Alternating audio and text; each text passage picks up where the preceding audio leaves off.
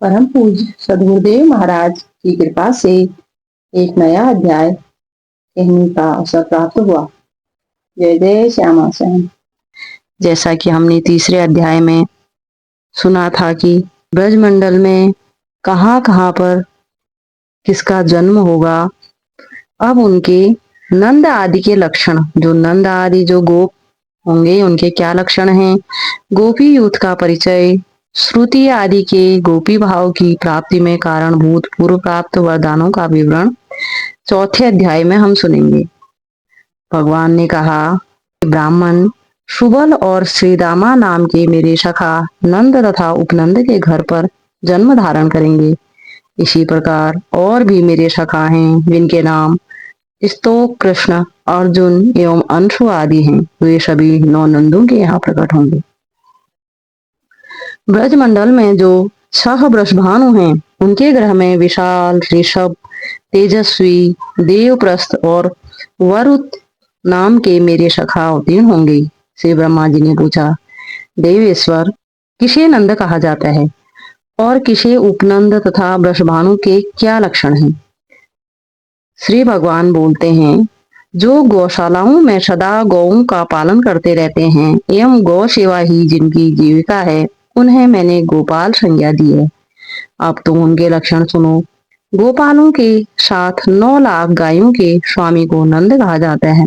5 लाख गौओं का स्वामी उपनंद पद को प्राप्त करता है। वृषभानु नाम उसका पड़ता है जिसके अधिकार में 10 लाख गौएं रहती हैं। ऐसी ही जिनके यहाँ 1 करोड़ गौओं की रक्षा होती है, वह नंदराज कहलाता है। 50 लाख गौओं के अध्यक्ष की वृषभानुवर संज्ञा है। सुचंद और द्रोण ये 2 ही ब्रज में इस प्रकार के संपूर्ण लक्षणों से संपन्न गोपराज बनेंगे और मेरे दिव्य ब्रज में सुंदर वस्त्र धारण करने वाली सतचंद्रानना गोप सुंदरियों के 100 यूथ होंगे। श्री ब्रह्मा जी ने कहा, भगवान, आप दीन जनों के बंधु और जगत के कारण के भी कारण हैं। प्रभु, अब आप मेरे समक्ष यूथ के संपूर्ण लक्षणों का वर्णन कीजिए। श्री भगवान बोले, ब्रह्मा जी, मुनियों ने 10 कोटि को 1 अर्बुद कहा है। जहाँ 10 अर्बुद होते हैं उसे यूथ कहा जाता है। यहाँ की गोपियों में कुछ गोलोकवासिनी हैं, कुछ द्वारपालिकाएं हैं, कुछ श्रृंगार साधनों की व्यवस्था करने वाली हैं और कुछ सैया संवारने में संलग्न रहती हैं। कई तो पार्षद कोटि में आती हैं और कुछ गोपियां श्री वृंदावन की देखरेख क्या करती हैं। कुछ गोपियों का गोवर्धन गिरी पर निवास है। कई गोपियां कुंज वन को सजाती संवारती हैं तथा बहुतेरी गोपियां मेरे निकुंज में रहती हैं। इन सबको मेरे ब्रज में पधारना होगा। ऐसे ही यमुना, गंगा के भी यूथ हैं। इसी प्रकार रमा, मधु, माधवी, बिरजा, ललिता, विशाखा एवं माया के यूथ होंगे। ब्रह्मा जी, इसी प्रकार मेरे ब्रज में 8, 16 और 32 सखियों के भी यूथ होंगे। पूर्व के अनेक युगों में जो श्रुतियां, मुनियों की पत्नियां, अयोध्या की महिलाएं, यज्ञ में स्थापित की हुई सीता, जनकपुर एवं कौशल देश की निवासिनी सुंदरियां तथा पुलिंद कन्याएं थी तथा जिनको मैं पूर्ववर्ती युग में वर दे चुका हूँ, वे सब मेरे पुण्यमय ब्रज में गोपी रूप में पधारेंगे और उनके भी यूथ होंगे। श्री ब्रह्मा जी ने पूछा, पुरुषोत्तम, इन स्त्रियों ने कौन सा पुण्य कार्य किया है तथा इन्हें कौन कौन से वर मिल चुके हैं जिनके फलस्वरूप ये ब्रज में निवास करेंगे? कारण आपका वह स्थान तो योगियों के लिए भी दुर्लभ है। श्री भगवान बोले, पूर्व काल में श्रुतियों ने श्वेत द्वीप में जाकर वहां मेरे स्वरूपभूत भूमा विराट पुरुष या परम ब्रह्म का मधुर वाणी में स्तवन किया। तब सहस्त्रपाद विराट पुरुष प्रसन्न हो गए और बोले, श्री हरि ने कहा, श्रुतियों, तुम्हें जो भी पाने की इच्छा हो वह वर मांग लो। जिनके ऊपर मैं स्वयं प्रसन्न हो गया उनके लिए कौन सी वस्तु दुर्लभ है? श्रुतियां बोली, भगवान, आप मन वाणी से नहीं जाने जा सकते, अतः हम आपको जानने में असमर्थ हैं। पुराण वेता ज्ञानी पुरुष यहाँ जिसे केवल आनंद मात्र बताते हैं, अपने उसी रूप का हमें दर्शन कराइए। प्रभु, यदि आप हमें वर देना चाहते हैं तो यही दीजिए।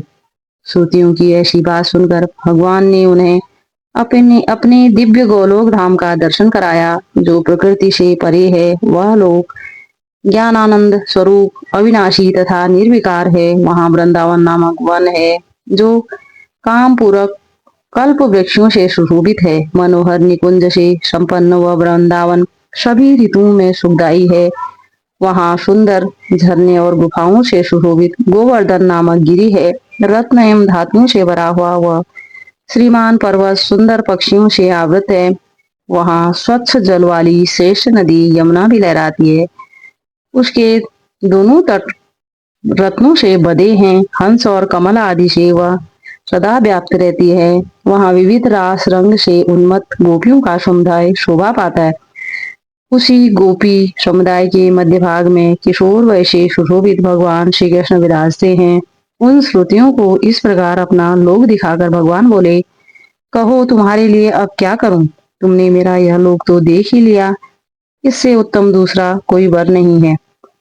श्रुति ने कहा, प्रभु, आपके करोड़ों कामदेवों के समान मनोहर श्री विग्रह को देखकर हम में कामिनी भाव आ गया है और हमें आपसे मिलने उत्कृष्ट इच्छा हो रही है। हम विरह ताप संताप संतप्त हैं, इसमें संदेह नहीं है। अतः आपके लोक में रहने वाली गोपियां आपका संग पाने के लिए जैसे आपकी सेवा करती हैं, हमारी भी वैसी ही अभिलाषा है। श्री हरि बोले, श्रुतियों, तुम लोगों का यह मनोरथ दुर्लभ एवं दुर्घट है, फिर भी मैं इसका भली भांति अनुमोदन कर चुका हूँ, अतः वह सत्य होकर रहेगा। आगे होने वाली सृष्टि में जब ब्रह्मा जगत की रचना में संलग्न होंगे, उस समय सारस्वत कल्प बीतने पर तुम सभी श्रुतियां ब्रज में गोपियां हो जाओगी। भूमंडल पर भारतवर्ष में मेरी माथुर मंडल के अंतर्गत वृंदावन में रास मंडल के भीतर मैं तुम्हारा प्रियतम बनूंगा। तुम्हारा मेरे प्रति सुदृढ़ प्रेम होगा, जो सब प्रेमों से बढ़कर है। तब तुम सब श्रुतियां मुझे पाकर सफल मनोरथ होगी। श्री भगवान कहते हैं, ब्रह्मा जी, पूर्व कल्प में मैंने वर दे दिया है, उसी के प्रभाव से श्रुतियां ब्रज में गोपियां होंगी। अब अन्य गोपियों के लक्षण सुनो। त्रेता युग में देवताओं की रक्षा और राक्षसों का संहार करने के लिए मेरे स्वरूप भूत महापराक्रमी श्री रामचंद्र जी अवतीर्ण हुए। कमल लोचन श्री राम ने सीता के स्वयंवर में जाकर धनुष तोड़ा और उन जनक नंदिनी श्री सीता जी के साथ विवाह किया। ब्रह्मा जी उस अवसर पर जनकपुरी की स्त्रियां श्री राम जी को देखकर प्रेम विवल हो गई। उन्होंने एकांत में उन महाभाग से अपना अभिप्राय प्रकट किया, राघव, आप हमारे परम प्रीतम बन जाइए।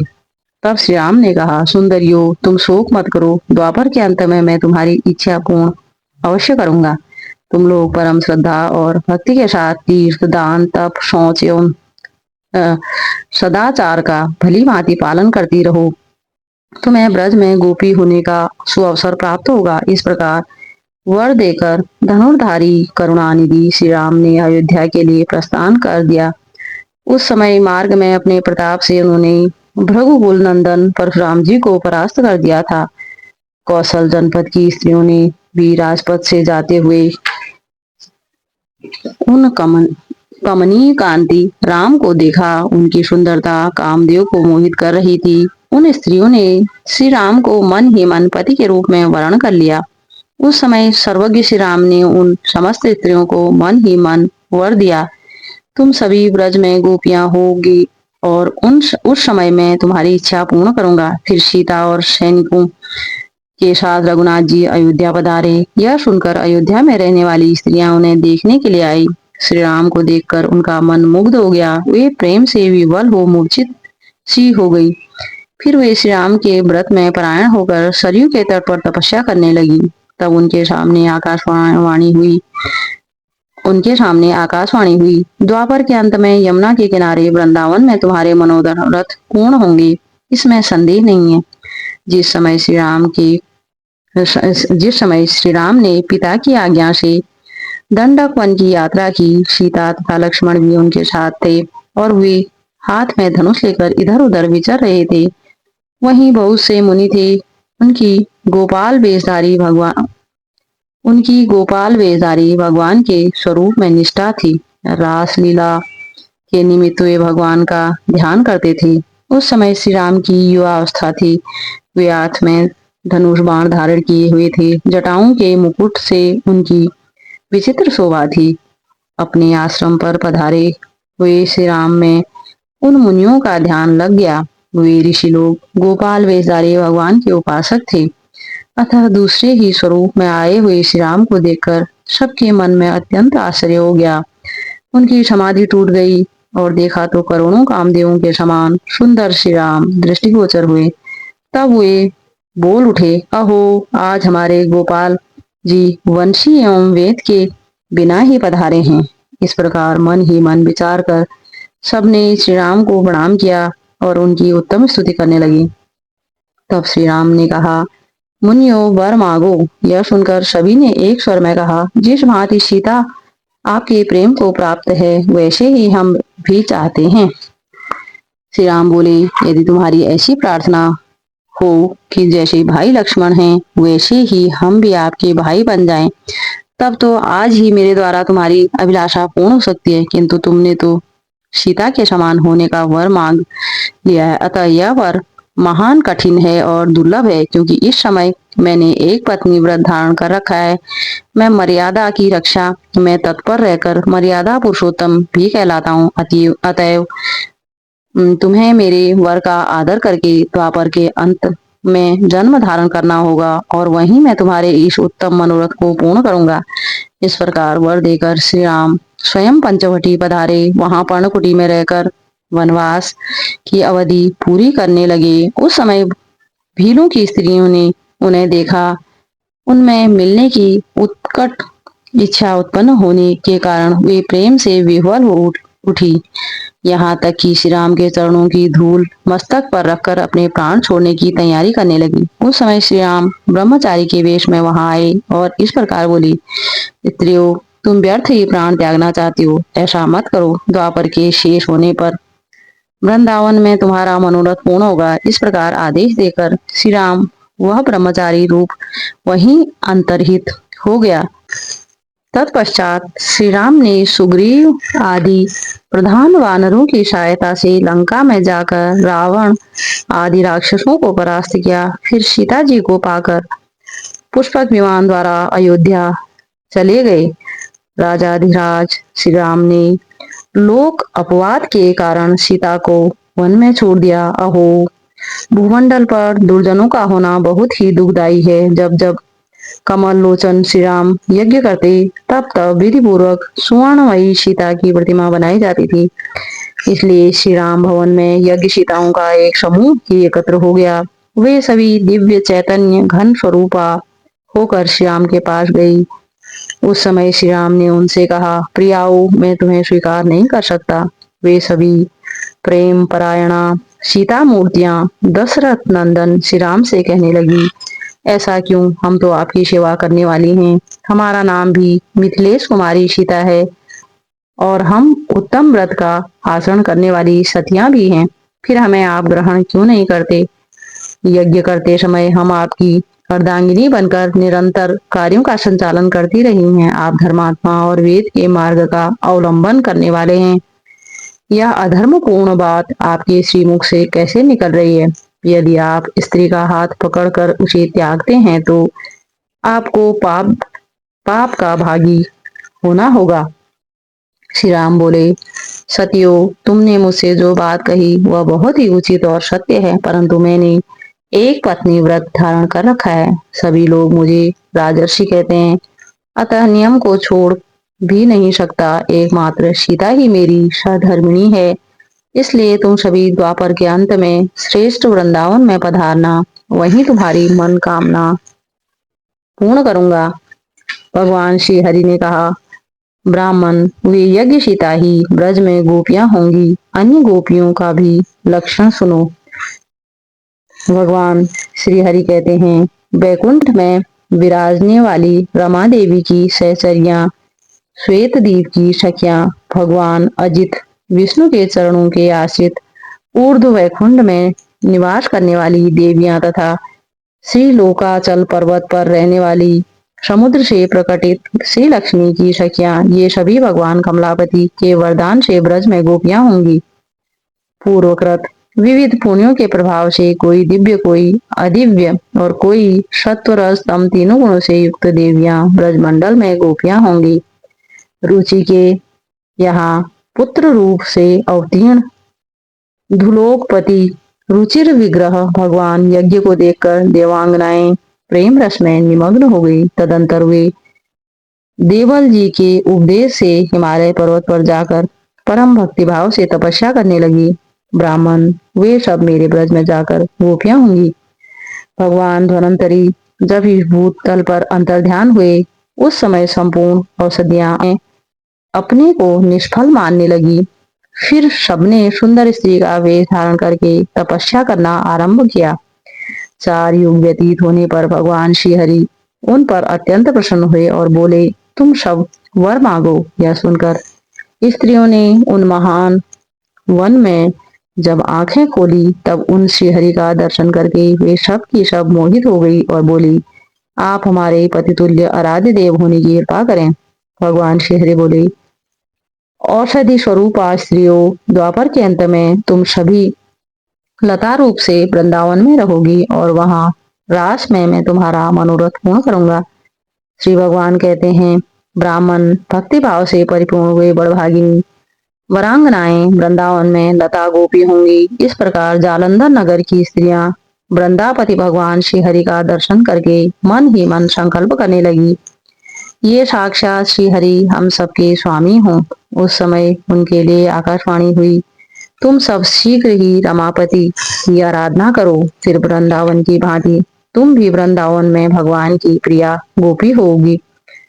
मत्स्यावतार के समय मत्स्य विग्रह श्रीहरि को देखकर समुद्र की कन्याएं मुग्ध हो गई थी। श्री मत्स्य भगवान के वरदान से वे भी ब्रज में गोपियां होंगी। मेरे अंशभूत राजा पृथु बड़े प्रतापी थे। उन महाराज ने संपूर्ण शत्रुओं को जीतकर पृथ्वी से सारी अभिष्ट वस्तुओं का दोहन किया था। उस समय वहिष्मती नगरी में रहने वाले बहुत सी स्त्रियां उन्हें देखकर मुग्ध हो गई और प्रेम से विवल हो अत्रि जी के पास जाकर बोली, महामुनि, समस्त राजाओं में श्रेष्ठ महाराज पृथु बड़े ही पराक्रमी हैं। ये किस प्रकार से हमारे पति होंगे, यह बताने की कृपा कीजिए। अत्रि जी ने कहा, तुम सब शीघ्र ही आज इस गौ को दुहो। यह संपूर्ण पदार्थों को धारण करने वाली धारणामयी धारणी देवी हैं। तुम्हारे सारे मनोरथों को, चाहे वे समुद्र के समान अगाध अपार एवं दुर्गम ही क्यों न हो, अवश्य पूर्ण कर देंगी। ब्राह्मण तब उन स्त्रियों ने मन को दोहन पात्र बनाकर अपने मनोरथों का दोहन किया। इसी कारण से वे सब की सब वृंदावन में गोपियां होंगी। बहुत सी श्रेष्ठ अप्सराएं, जिनका रूप अत्यंत मनोहर था और जो कामदेव की सेनाएं थी, भगवान नारायण ऋषि को मोहित करने के लिए गंधमादन पर्वत पर गई, परंतु उन्हें देखकर वे भी अपनी शुद्ध बुद्ध खो बैठी। उनके मन में भगवान को पति बनाने की इच्छा उत्पन्न हुई। तब सिद्ध तपस्वी नारायण मुनि ने कहा, तुम ब्रज में गोपियां होगी और वही तुम्हारा मनोरथ पूर्ण होगा। ब्राह्मण सुतल देश की स्त्रियां भगवान वामन को देखकर उन्हें पाने के लिए उत्कट इच्छा प्रकट करने लगी। फिर तो उन्होंने तपस्या आरंभ कर दी, अतः वे भी वृंदावन में गोपियां होंगी। जिन नागराज कन्याओं ने शेषावतार भगवान को देखकर उन्हें पति बनाने की इच्छा से उनकी सेवा समाराधना की, वे सब बलदेव जी के साथ राज विहार करने के लिए ब्रज में उत्पन्न होंगे। कश्यप जी वसुदेव होंगे। परम पूजनी अदिति देव के रूप में अवतार लेंगी। प्राण नामक वसु सूरसेन और ध्रुव नामक वसु देवक होंगे। वसु नामक जो वसु हैं, उनका उद्धव के रूप में प्राकट्य होगा। दया परायण दक्ष प्रजापति अक्रूर के रूप में अवतार लेंगे। कुबेर हृदय नाम से और जल के स्वामी वरुण कृतवर्मा नाम से प्रसिद्ध होंगे। पुरातन राजा प्राचीन वही गद एवं मरुद देवता उग्रसेन बनेंगे। उन उग्रसेन को मैं विधानतः राजा बनाऊंगा और उनकी भली भांति रक्षा करूंगा। भक्त राजा अम्बरीश युधान और भक्त प्रवर प्रहलाद सात्यकी के नाम से प्रकट होंगे। क्षीर सागर शांतनु शांतनु होंगे। वसुओं में श्रेष्ठ द्रोण साक्षात भीष्म पितामह के रूप में उत्पन्न होंगे। दिवोदास सल के रूप में एवं भग नाम से सूर्य धृतराष्ट्र के रूप में अवतीर्ण होंगे। पूषा नाम से विख्यात देवता पांडु होंगे। सत्पुरुषों में आदर पाने वाले धर्मराज जी राधा युधिष्ठिर होंगे।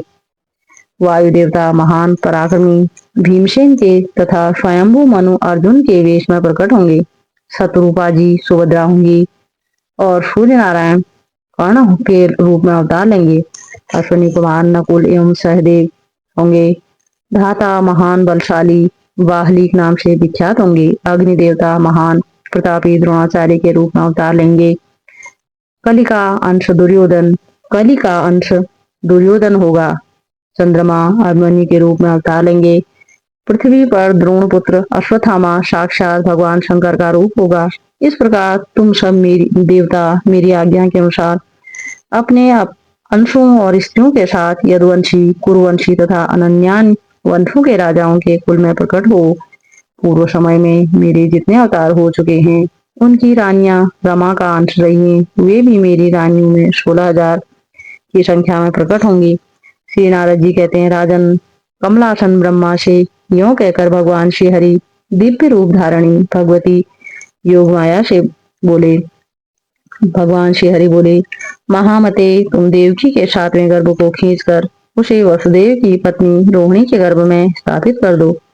वे देवी कंस के डर से ब्रज में नंद के घर रहती हैं। साथ ही तुम भी ऐसे अलौकिक कार्य करके नंद रानी के गर्भ से प्रकट हो जाना। श्री नारद जी कहते हैं, परम श्रेष्ठ राजन भगवान श्री कृष्ण के वचन सुनकर संपूर्ण देवताओं के साथ ब्रह्मा जी ने परात्पर भगवान श्री कृष्ण को प्रणाम किया और अपने वचनों द्वारा पृथ्वी देवी को धीरज दे वे अपने धाम को चले गए। मिथिलेश्वर जनक, तुम भगवान श्री कृष्णचंद्र को साक्षात परिपूर्णतम परमात्मा समझो। कंस आदि दुष्टों का विनाश करने के लिए ही ये इस धराधाम पर पधारे। शरीर में जितने रोए हैं उतनी जीवा हो जाएं, तब भी भगवान श्री कृष्ण के शरीर में जितने रोए हैं उतनी जीवाएं हो जाएं, तब भी भगवान श्री कृष्ण के असंख्य महान गुणों का वर्णन नहीं किया जा सकता। महाराज, जिस प्रकार पक्षीगण अपनी शक्ति के अनुसार ही आकाश में होते हैं, वैसे ही ज्ञानी जन भी अपनी मति एवं शक्ति के अनुसार ही भगवान श्री कृष्णचंद्र की दिव्य लीलाओं का गायन करते हैं। एक नए अध्याय के साथ फिर मिलते हैं। जय जय श्यामा श्याम।